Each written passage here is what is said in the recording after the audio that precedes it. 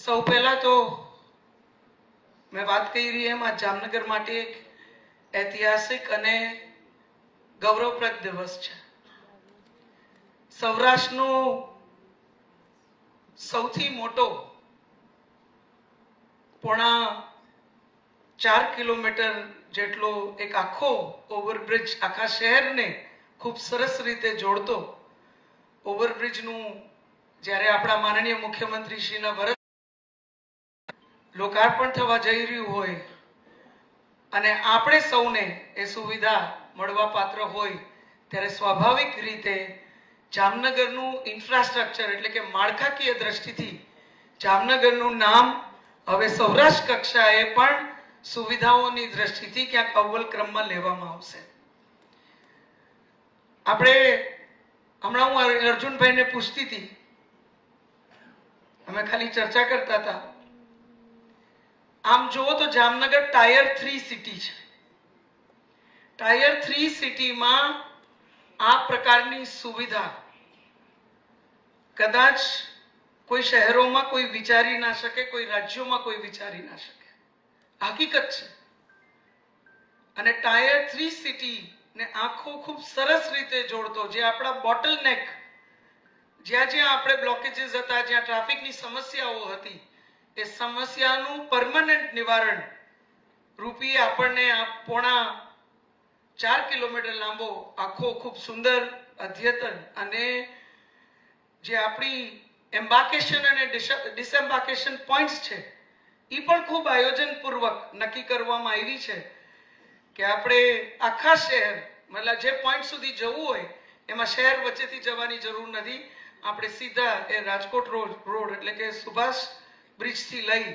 અને દ્વારકા સુધી વચ્ચે જ્યાં જવું હોય ત્યાં આપણે વચ્ચેથી ઉતરી શકીએ અને સીધું ક્યાંય ના ઉતરવું હોય તો આખું સિટી ક્રોસ કરી અને આપણે દ્વારકા રોડથી સીધા સુભાષ બ્રિજ સુધી આવી શકીએ. એ પ્રકારની એક સુંદર માળખાકીય સુવિધા આપણને પ્રાપ્ત થઈ, જેના માધ્યમથી આવતા દિવસોમાં આપણી ટ્રાફિકની જે સમસ્યા છે અને ખાસ કરી અને પીક આવર્સમાં સવારે રિલાયન્સ, નાયરા,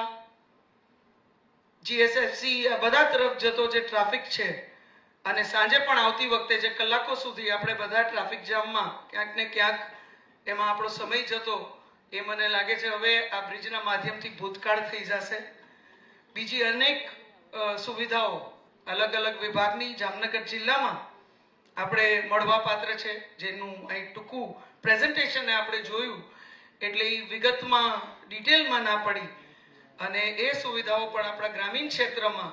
માત્ર શહેરોનો વિકાસ નહીં પણ સાથે સાથે ગામડામાં પણ બધી જ માળખાકીય સુવિધાઓ આપણને પ્રાપ્ત થાય, જેના માધ્યમથી આપણા ગામડાઓ પણ એટલા જ સમૃદ્ધ રહે, સુવિધાથી સુસજ્જ રહે.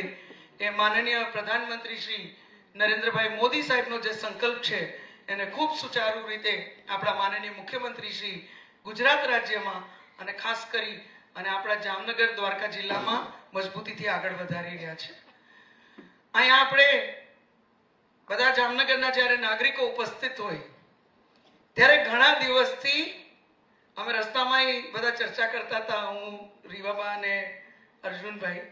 કે ઘણા દિવસથી છાપામાં વોર્નિંગ આવતી હતી કે તમે ઉદ્ઘાટન કરો નહીં તો અમે કરી દેશું, તમે ઉદ્ઘાટન કરો નહીતર અમે કરી દેશું. મારે એ ઉદ્ઘાટન કરવાની ઉતાવળ કરવા વાળાઓને બધાને મંચના માધ્યમથી કહેવું છે કે તમને લીંબડજસ ખાટવા સિવાય બીજું કઈ આવડ્યું છે? કામ બધું અમે કરીએ અને માત્ર દેખાડો તમે કરો. ભારતીય જનતા પાર્ટીની હંમેશાથી એક પ્રણાલી રહી છે. માનનીય પ્રધાનમંત્રી શ્રી નરેન્દ્રભાઈ મોદી સાહેબે આ એક ચિલ્લો ચાતર્યો છે અને એમાં મજબૂતીથી આપણા માનનીય મુખ્યમંત્રી શ્રી આખા રાજ્યને આગળ વધારવાનું કામ કરે છે કે ભારતીય જનતા પાર્ટી જેનું ખાતમુહૂર્ત કરે છે એનું લગભગ સમયસર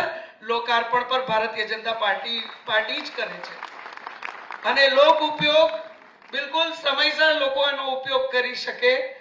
સુવિધાથી સુસજ્જ હોય, ખોટી ઉતાવળને લીધે કોઈ પણ લૂપહોલ ના રહી જાય, બીજો કોઈ પ્રશ્ન ના રહી જાય, એનું પણ બિલકુલ ધ્યાન રાખી અને ખૂબ સુંદર માળખાકીય સુવિધાઓ આપણા આ 3 ટાયર સિટીને આમ જોવો તો કદાચ ટાયર 1 સિટીમાં પણ આપણે આખા ગુજરાતમાં અમે સાહેબ સાથે વાત કરતા હતા, આખા ગુજરાતમાં પણ 1 કે 2 શહેરો એવા હશે જેની પાસે આટલો લાંબો આખો ફ્લાયઓવર આખા શહેરને જોડતો ને શહેરને આખો ક્રોસ કરતો, એટલે કે શહેરની અંદર તમારે જવું જ ના પડે આવો ફ્લાયઓવર, આટલો મોટો ફ્લાયઓવર કોઈ પાસે હશે એવો ફ્લાયઓવર, એવી સુવિધા. આનાથી એક ઇન્ફ્રાસ્ટ્રક્ચરલ સુવિધા તો આપણને પ્રાપ્ત થઈ છે, પણ જામનગરનું ઓવરઓલ જે એક આખો લેઆઉટ છે શહેરનો, એમાં પણ ક્યાંક એક દેખાવની પણ એક અભિવૃદ્ધિ સુવિધાના માધ્યમથી થઈ છે. આટલો મોટો ફ્લાયઓવર હોવો એ પણ શહેરની જે વિકાસની ગતિ છે એની પણ ક્યાંક પ્રતીતિ કરાવે છે. ત્યારે જે કોંગ્રેસ પાર્ટી અથવા જે વિરોધ પક્ષો જ્ઞાતિ જાતિ વિભાજનો લઈ અફવાઓનું આખું અફવાઓ ખોટવું સોશિયલ મીડિયા ઉપર નકરા પોલિટિકલી પ્રોજેક્ટેડ આખા પોલિટિકલી સ્પોન્સર્ડ જે પ્રચારો લઈને આવે છે, હું આપ સૌ જે જાગૃત નાગરિકો અહીં શહેરના મારી સમક્ષ ઉપસ્થિત છે, હું તમને બધાને વિનંતી કરું છું કે કોઈ પણ એવો વર્ગ હોય જે ક્યાંક મિસગાઈડ થતો હોય ત્યાં આપણે સૌએ એમને જાગૃત કરવાનું પણ કાર્ય કરવું પડશે. કારણ કે જામનગરના નાગરિકો આમે ખૂબ જાગૃત છે. એના ભૂતકાળમાં પરિણામોના માધ્યમથી તમે એની પ્રતીતિ કરાવી છે, પણ છતાંય અત્યારના જે ખોટા પ્રચારો ચાલે છે, માત્ર પોલિટિકલી સ્પોન્સર્ડ વાતો ચાલે છે, એને ક્યાંક મજબૂતીથી જડમૂળથી ભૂતકાળમાં જેમ આપણે ફેંકી દીધી છે એમ આ વખતે પણ એને ઉખાડી અને ફેંકવાનું કાર્ય આપણે કરવાનું છે. અને ખાસ કરી અને જ્ઞાતિ જાતિવાદમાં જે બટવારો કરવાની કોશિશ કોંગ્રેસ પાર્ટી અને વિરોધ પક્ષો કરે છે એને આપણે ચોક્કસપણે જાગૃત રહી અને જાકારો આપવાનો આવતા દિવસોમાં રહેશે. કારણ કે વિકાસ હોય, સુવિધાઓ હોય, વિસ્તારનું ભવિષ્ય હોય, આજે ઇઝ ઓફ લિવિંગ માનનીય પ્રધાનમંત્રી શ્રી માટે અને ભારતીય જનતા પાર્ટીના તમામ પ્રતિનિધિઓ માટે માત્ર એક સૂત્ર નથી, એક સંકલ્પ છે.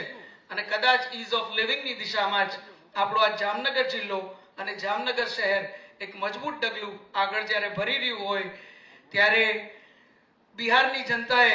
બહુ મજબૂતીથી જ્ઞાતિ જાતિવાદ વિભાજનવાદ અફવાવાદ ને જાકારો આપ્યો છે અને સમરસતાથી આખા બિહારે ક્યાંક સુશાસન અને વિકાસવાદને અપનાવ્યો છે મોદી સાહેબના નેતૃત્વમાં. એવી જ રીતે આપણા જામનગરના નાગરિકો પણ સુરક્ષા, સમરસતા અને પ્રગતિને આપણે સૌ અપનાવી અને મજબૂતીથી આવીને આવી સુવિધાઓ આપણા નાગરિકોને આપણે આપતા રહી એવી વ્યવસ્થાઓ આપણે ઊભી કરીએ એવા આહવાન સાથે આજે માનનીય મુખ્યમંત્રી શ્રીએ સતત આપણી આ સુવિધા જલ્દીથી જલ્દી આપણે એનો ઉપયોગ કરતા થાય એની ચિંતા કરી એમના અતિ વ્યસ્ત આખા શેડ્યુલમાંથી આપણને પ્રાયોરિટીમાં આ સમય આપવા બદલ અને સતત જામનગર માટે હમણાં જ અહીં આપણે મેયરશ્રીએ એનો ઉલ્લેખ કર્યો, અમે જ્યારે જામનગર માટે કોઈ પણ કામ માંગ્યું છે, કોઈ પણ સુવિધા માંગી છે ત્યારે સાહેબે અમને સતત પ્રોત્સાહિત કર્યા છે, સતત એ કામને વાચા આપી છે.